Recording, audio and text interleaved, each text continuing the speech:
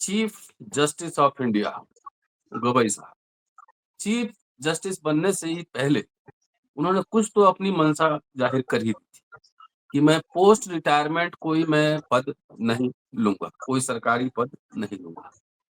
Chief justice बनने के बाद कई बहुत ही फॉरवर्ड लुकिंग स्टेप्स लिए गए।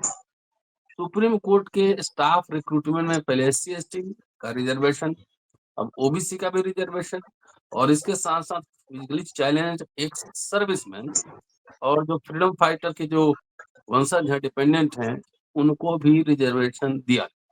इसके साथ साथ उन्होंने एक और इशारा किया है कि कोलिजियम सिस्टम ट्रांसपेरेंट और फेयर रहेगा। चर्चा इसी विषय में।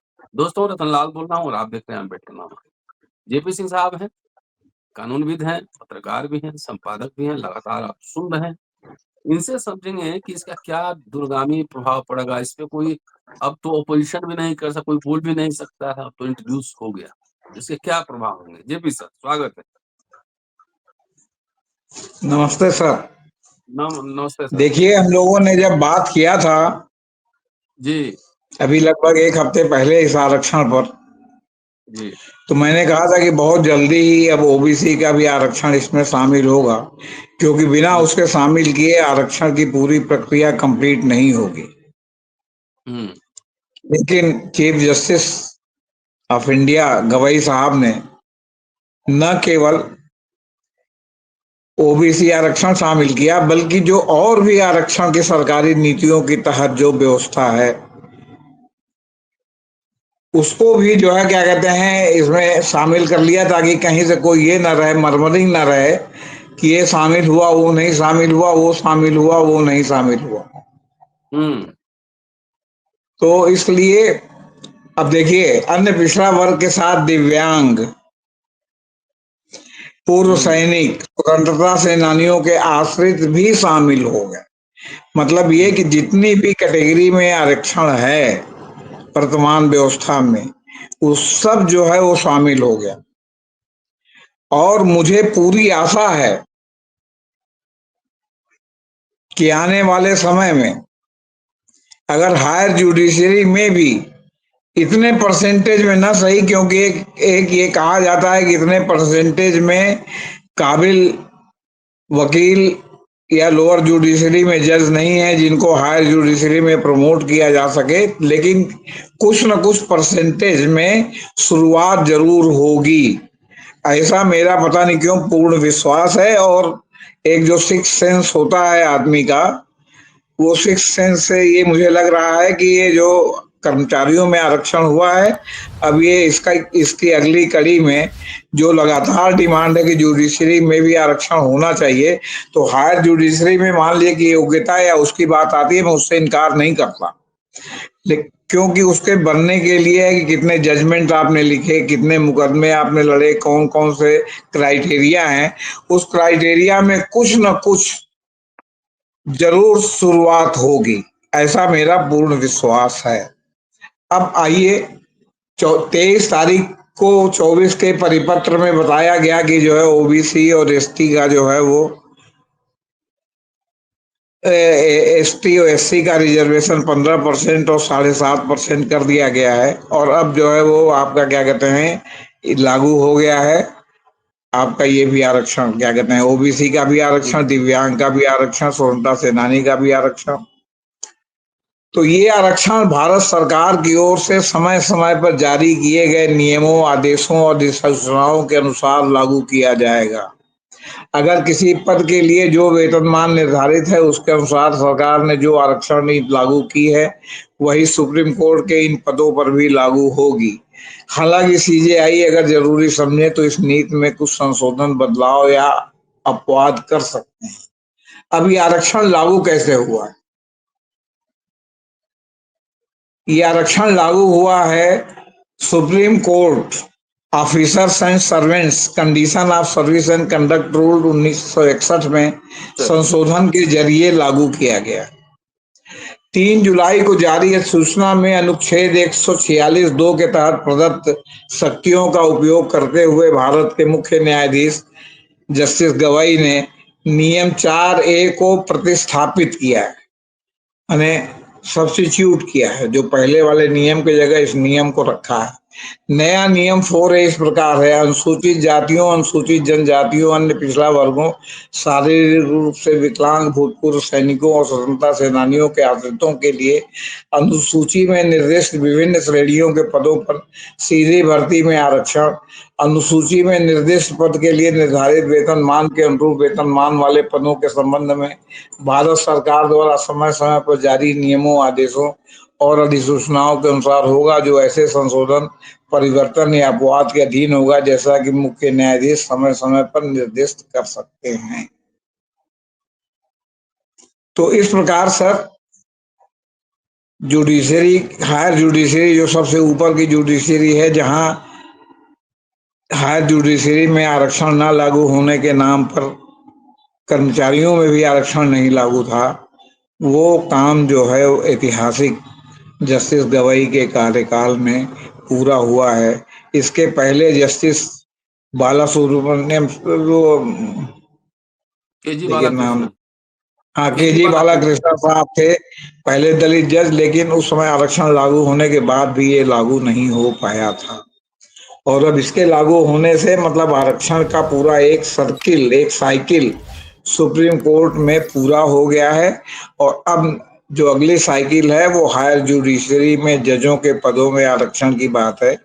लेकिन जैसे है ना कि भाई इतने उस क्राइटेरिया में जज नहीं मिलते। अभी आपके चीफ जस्टिस साहब ने पूरे कॉलेजियम के साथ, माननीय जस्टिस विक्रम नाथ और जस्टिस सूर्यकांत के साथ 50 से अधिक विभिन्न हाई कोर्टों के जो हाई कोर्ट में जजों के अभ्यर्थी थे, चाहे वकील कोटे के हों, चाहे वो हायर जुडिशियल सर्विस स्टेट के हों, उनका साक्षात्कार लिया, उनका बायोडाटा देखा और उनके साथ करीब आधे घंटे से 1 घंटे का विचार विनिमय किया। उनके इंटरैक्टिव। विचार जाने ताकि जो है वो शेखर यादव और जो है उस तरह का जो है ब्लंडर ना हो, जो मतलब क्या कहते हैं ब्लंडर इधर पिछले कुछ दिनों से लगातार देखा जा रहा है। अब मसलन अभी हमने एक राजेंद्र गौतम साहब का जो है वो वीडियो देखा, जिसमें उन्होंने चीफ जस्टिस ऑफ इंडिया से ये अनुरोध किया है कि कृपया जातिवादी सूचक के अनुसार जो है मतलब अदालतों के फैसले नहीं होने चाहिए।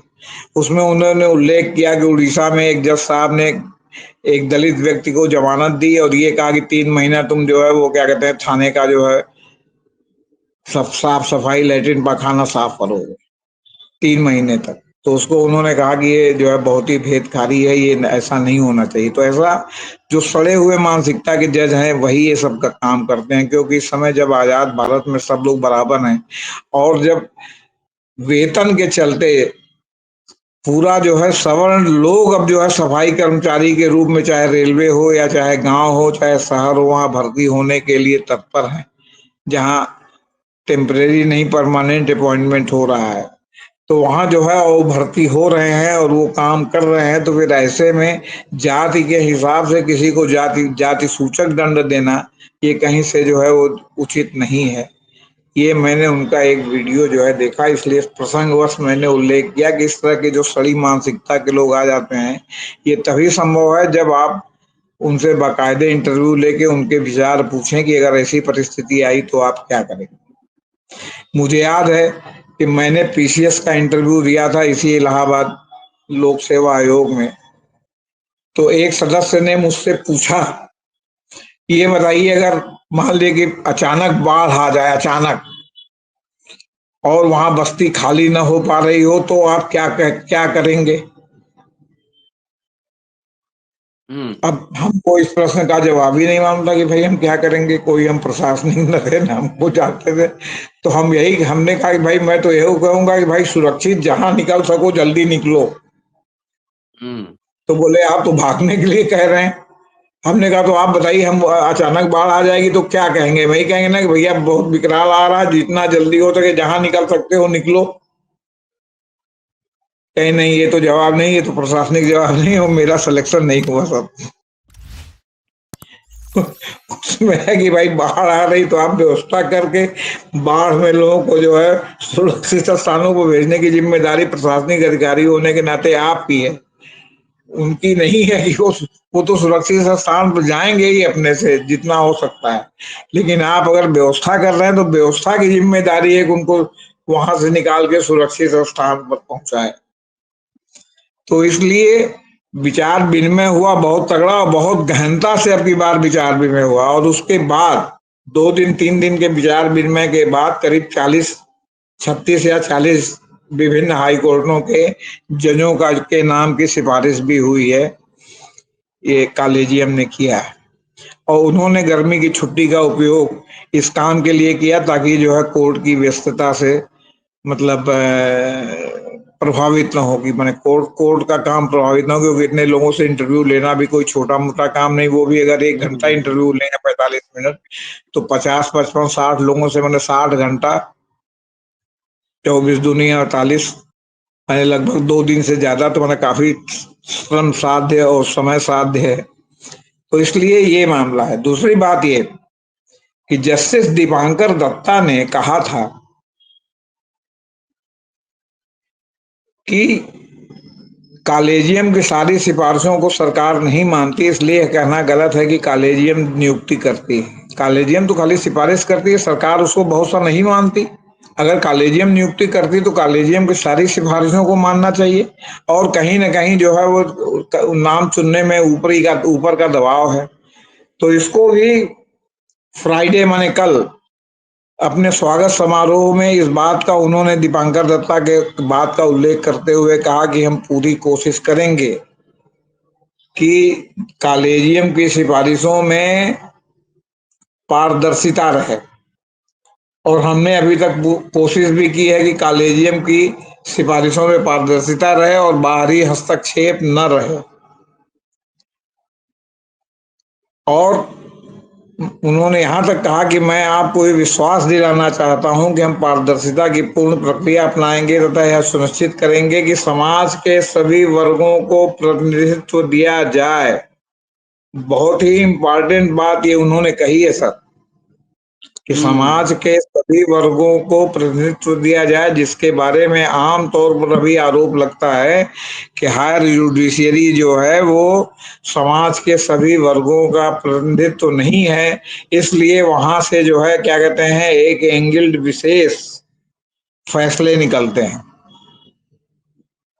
जिसमें कहीं न कहीं सामाजिक न्याय की अवहेलना होती है, और जो है क्या कहते हैं, गरीबों, दलितों, वंचितों, अल्पसंख्यकों को सही न्याय नहीं मिल पाता।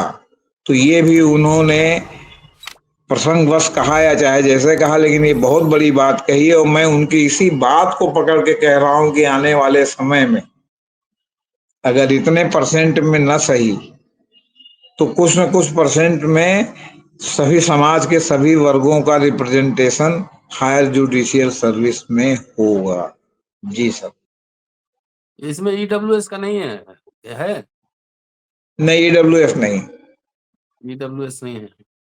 चलिए सर, नहीं। बहुत ही शानदार बातचीत, और जाहिर है कि ये ऐतिहासिक कदम है और गवई साहब ने किया है, और उम्मीद की जा रही है कि हायर जुडिशरी में भी रिजर्वेशन लागू होगा। शुक्रिया, देखते रहिए अम्बेडकर नामा। शुक्रिया, थैंक यू सर। जी।